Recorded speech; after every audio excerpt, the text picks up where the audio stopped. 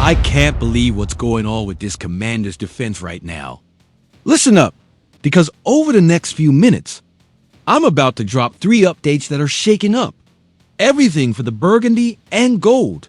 We've got a player finally stepping up and being the leader this organization desperately needed. Another All-Pro who's getting completely wasted by the coaching staff.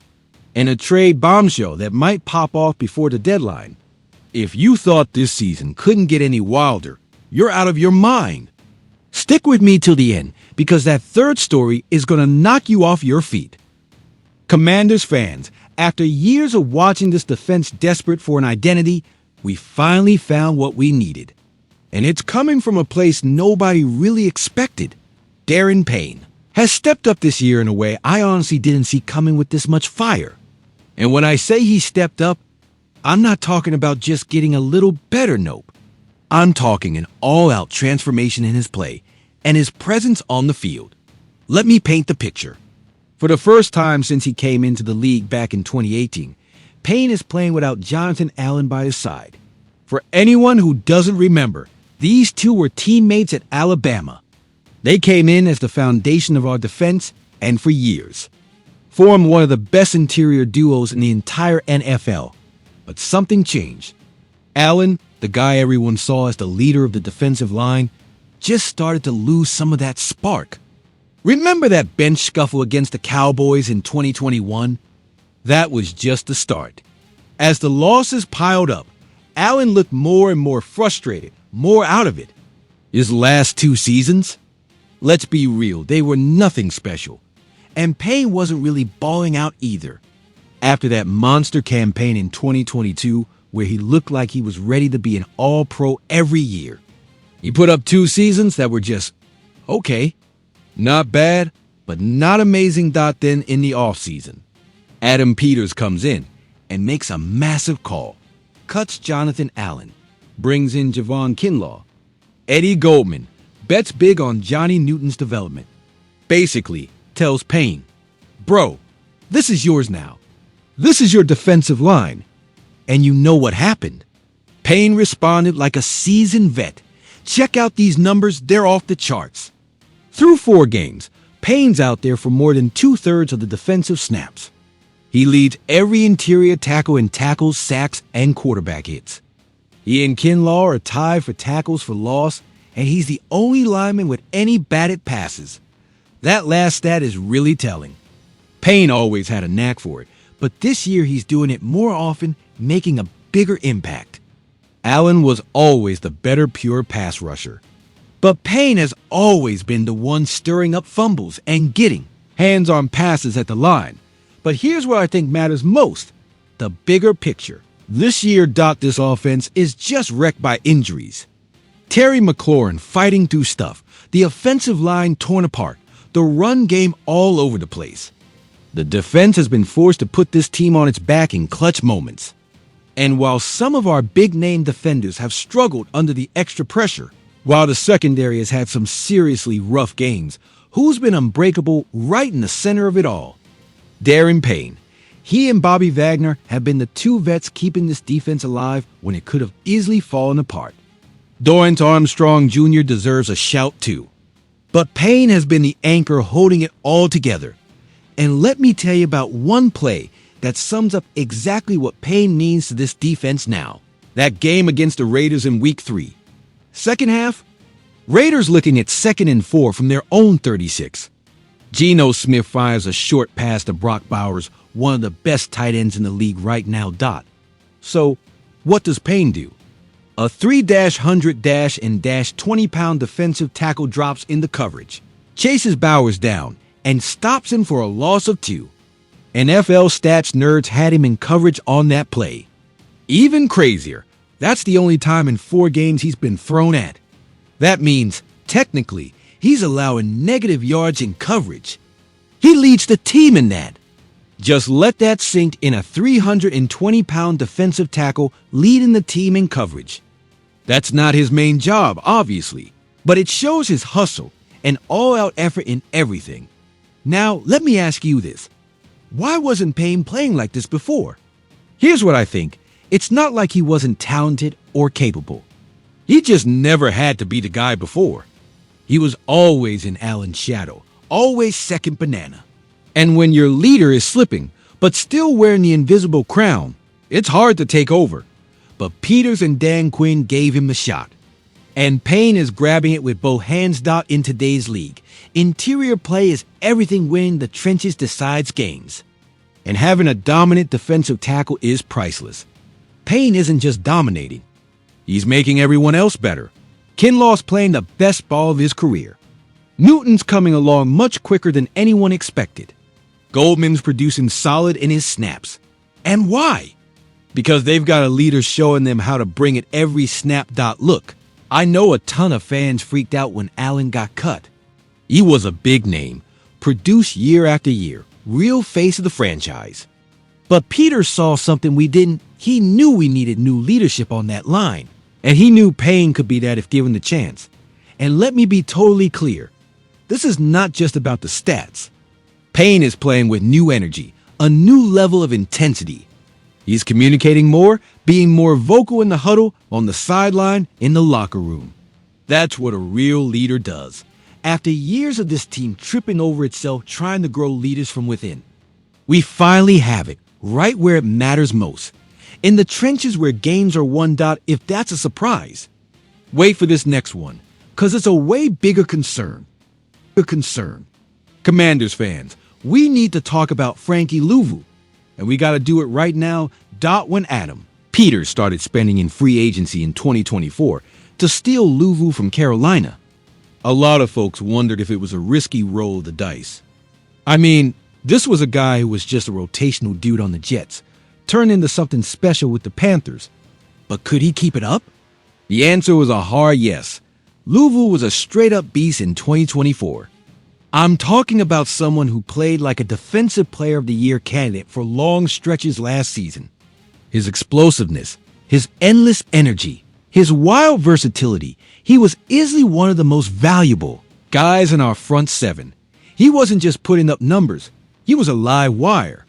He brought that spark that fired up a unit that otherwise was kind of up and down.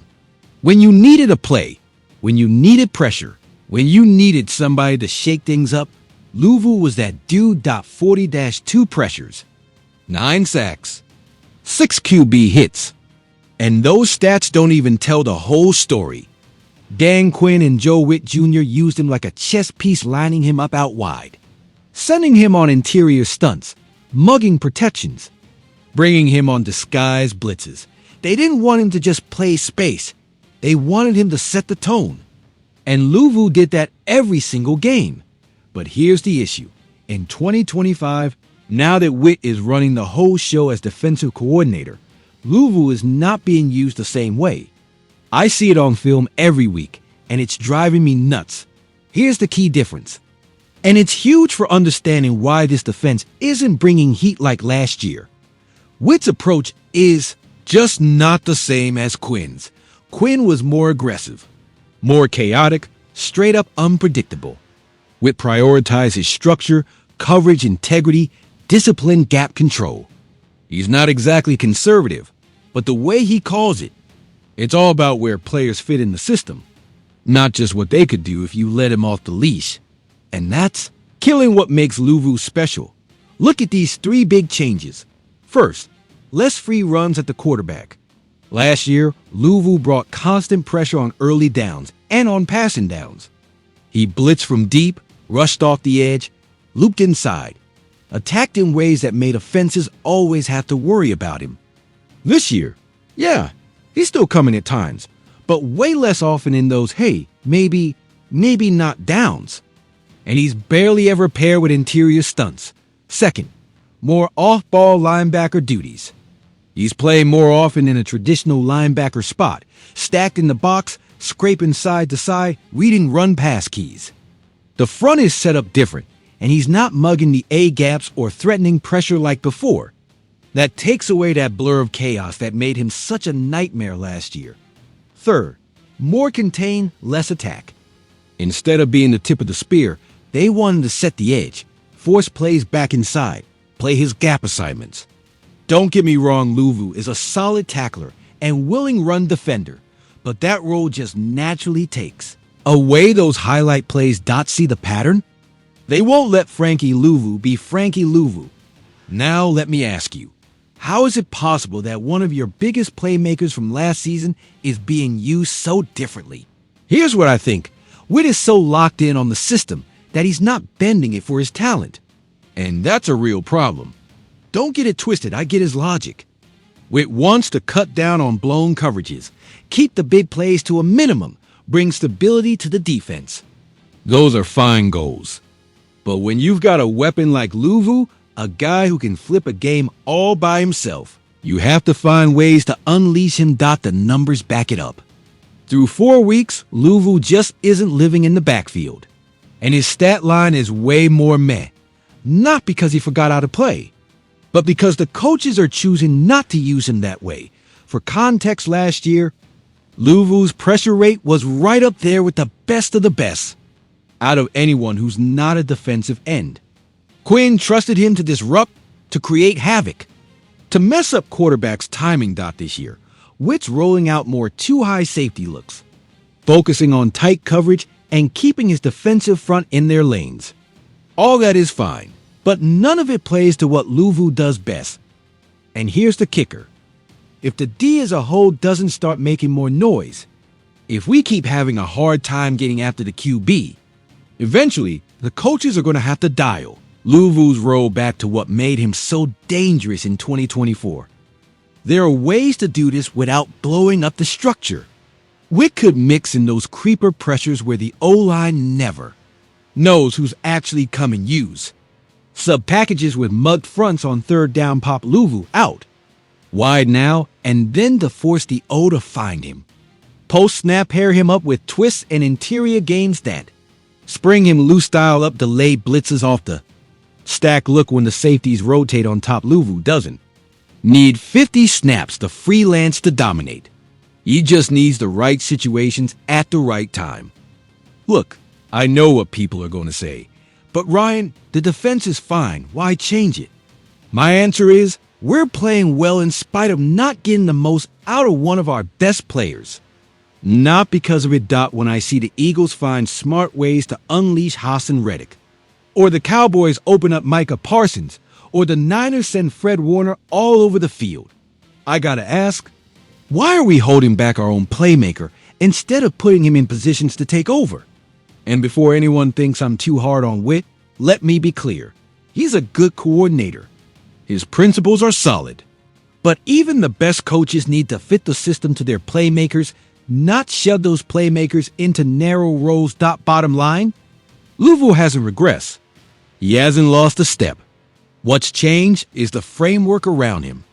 And that has muted one of our sharpest edges on defense.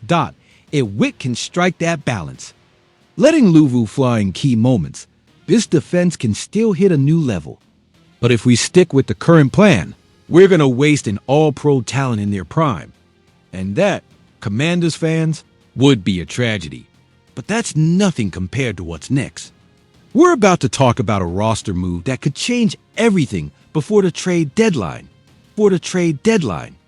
Commanders fans, Sam Cosmi's return is right around the corner. And while we should be hyped for real, there's an aftershock that nobody's talking about. But I'll tell you right now, Nick Allegretti, the veteran guard we picked up in free agency in 2024, sounds like he's playing his last games as a Washington Commander. And honestly, nobody should find that shocking. Let me break it down, because this deal is more complicated than it seems. When Cosmi tore up his ACL, the coaches handed the job to Allegretti as his replacement, which, on paper, made sense, right? He's a vet, 3 Super Bowl rings with the Chiefs, experience starting at both guard spots. Obvious call on paper, but on the field, it just didn't work. And I'm not being dramatic here, it was rough. So rough that 2 games in, the coaches benched him and rolled with Andrew Wiley instead. Just 2 games. That's all it took to lose the gig. Now let me ask you, when's the last time you saw a vet get benched that fast? Seriously, it tells you everything you need to know. Now, here's the real issue for Allegretti. Once Cosme's 21-day return window opens and he's cleared to play, where does that leave him? Cosme is hands down your starting right guard. Wiley's shown he can be a solid backup. If Chris Paul struggles at left guard, you got Brandon Coleman waiting a younger, cheaper option. Allegretti is buried so deep on the depth chart, he won't even see special teams snaps. Here's where things get interesting. Gilberto Manzano from Sports Illustrated floated a suggestion that actually makes a ton of sense. Commanders could flip Allegretti before the trade deadline, with the Patriots as the most likely landing spot. Let me explain why that's not crazy. The Patriots are begging for O-line help. They rank 27th in sack percentage at around 9.5% and 23rd in run yards per carry at just under 4. Mike Vrabel, their new head coach, needs proven vets who know how to win. Guys who've been in the fire. Allegretti has started 17 games in his career, including 2 for Washington. More important, he's got 3 Super Bowl rings. He can play both guard spots. For a team like New England, trying to rebuild and set a culture, that's worth something. Manzano suggests a 7th-round pick gets the job done. And you know what? I'd take that deal in a heartbeat. Why? Because the alternative is even worse. Keep Allegretti, and he's on the books for over $7 million against our salary cap in 2026, the last year of his deal. Cut him next spring. You save about $3.5 million.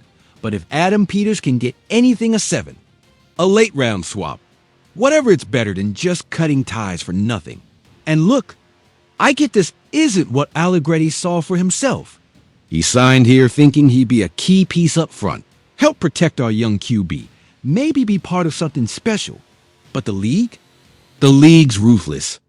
If you don't produce, if you don't play up to the standard, it doesn't matter how many rings you've got or how much experience you bring. Allegretti just flat out hasn't delivered since he got here. His play back in 2024 when healthy was hit or miss. Those 2 starts this year, honestly, they were rough. Now he's buried so far down the depth chart, there's really no path back. Now let me ask you, how much real value does a veteran guard have if he can't even stay on the field? I'll be real, not much. But for a team like the Patriots that isn't chasing a title, that's all about growing its young guys, that need some leadership in the room, Allegretti still brings some value. He can show the younger guys how to prepare, how to watch tape, how to handle NFL pressure. He can be a steady backup, rotate in for certain packages, hold things down in a pinch. You won't change their whole outlook, but he doesn't need to. And from Washington's point of view, this is just smart asset management. Peters has never been afraid to make the tough calls if it's best for the roster. He cut Allen. He traded picks. He redid contracts. If he can get anything, for a player who's not going to be here next season, why wouldn't you pull the trigger? The trade deadline's coming up quick. Teams are reassessing what they need every week. And with O-lines everywhere taking injury hits, there's a market for vet guards, even ones who haven't played all that great lately. Yeah, some fans will say a 7th-round pick. That's it. But look at the flip side. If Allegretti stays, he's taking up a roster spot, drawing a check, and not helping on the field. Put all that together, and suddenly a 7th-rounder makes a ton of sense. And who knows, maybe Peters can work something better. A 6 if he throws in a late-round swap. Maybe finds another desperate team who ups the ante. But the real point? The writing is on the wall for Nick Allegretti. Cosme's return is going to be the domino that tips this whole thing. And I wouldn't be at all surprised if before Halloween, Allegretti's rocking a new jersey. For him, it's a chance to start fresh. For the Patriots, or whoever takes him on, it's a low-risk pickup with some real upside. For Washington, it opens up a roster spot and brings back a little value. This is one of those rare NFL moves where everybody could walk away happy. Commanders fans, let me just hit you with a fast recap on these 3 explosive updates. 1. Daron Payne is finally stepping up as the leader. This defensive line needed. Dominating in the trenches and making everyone around him better. 2. Frankie Luvu is being underused in Joe Witt Jr.'s design where he ought to be one of our most electric playmakers. 3. Nick Allegretti is probably getting traded before the deadline, with the Patriots the most obvious fit. Now I want to hear directly from you. Do you think Witt needs to tweak his scheme to get the most out of Luvu? Or do you trust that his approach works long term? Do you believe Payne can keep this up all season? And what other teams besides the Patriots should be dialing up Peters about Allegretti? Drop your takes in the comments. Because this community, US, we're a family. In this family, we argue, we debate. But we always bleed burgundy and gold together. If this is your first time here, if you just found this channel, let me tell you something. This is not just another generic sports channel. Here, we live and die with every play, every decision, every bit of news about our team. If you're that kind of fan, if you're here for real, unfiltered, in-depth analysis, if you want a real community, if you want to be part of something bigger, then you, my friend, are right at home. Hit that subscribe button right now. Smash the bell so YouTube lets you know every time we drop exclusive content like this. And hit LIKE if you believe Payne deserves All-Pro this year, or if you think we're just wasting Luvu's gifts. Tomorrow we'll have even more news coming in hot. We'll break down every update, every rumor, every move this team makes. You seriously don't want to miss a second. We're more than just fans. We're a community. We're a family. Win or lose, we're here fighting, believing, supporting. So join us. Subscribe, comment, share this out to every Commanders fan you know. Because together, we're living out every wild moment of what's already a historic season. And remember, hail to the Redskins.